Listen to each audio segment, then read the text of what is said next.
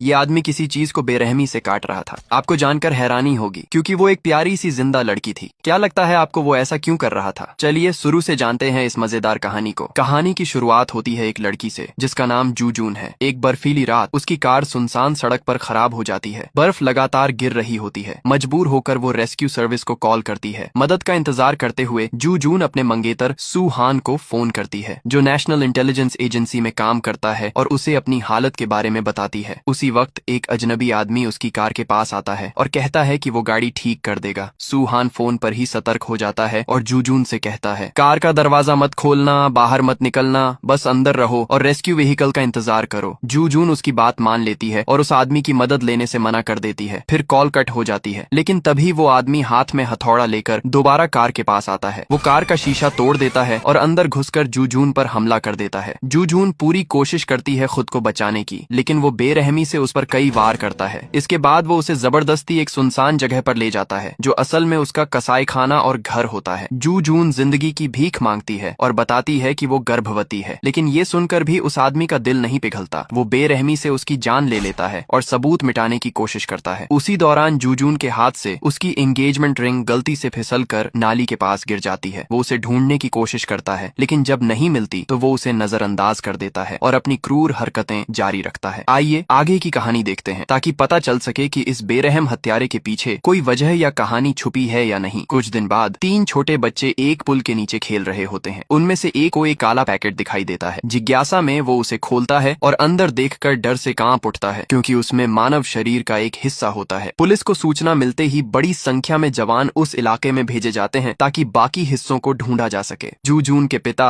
Team leader जांग भी मौके पर पहुंचते हैं। उनके दिल में डर बैठा होता है क्योंकि उनकी बेटी कई दिनों से लापता है। लंबी तलाश के बाद एक पुलिस अफसर नदी के तल में एक संदिग्ध चीज देखता है। वो डंडे से उसे पलटता है और सन्न रह जाता है। वो एक कटा हुआ सिर होता है। घबराया हुआ अफसर बाकी पुलिस वालों को आवाज देता है, लेकिन इस हंगामे में मीडिया और भीड़ वहां इकट्ठा हो जाती है। इसी दौरान हालात और बिगड़ जाते हैं जब एक फॉरेंसिक कर्मचारी सबूत वाला डिब्बा लेकर चलते हुए फिसल जाता है। डिब्बा खुल जाता है और वो सिर सीधे सुहान और टीम लीडर जांग के सामने लुढ़क जाता है। ये दृश्य दोनों के लिए असहनीय होता है। जूजून के अंतिम संस्कार में सुहान अपने आंसू रोक नहीं पाता। जिस लड़की से वो शादी करने वाला था उसे इतनी बेरहमी से मार दिया गया और वो कारण तक नहीं जानता। सुहान दिल ही दिल में कसम खाता है कि वो हत्यारे को ढूंढेगा और उसे कानून से भी ज्यादा दर्दनाक सजा देगा। अगले दिन सुहान अपने सीनियर से मिलता है और 2 हफ्ते की छुट्टी लेता है। फिर वो खुद ही जांच शुरू कर देता है। एक करीबी दोस्त की मदद से वो एक खास ट्रैकिंग डिवाइस हासिल करता है जो कैप्सूल जैसा होता है। इसके बाद वो 4 संदिग्धों की फाइलें पढ़ता है जो टीम लीडर जांग ने दी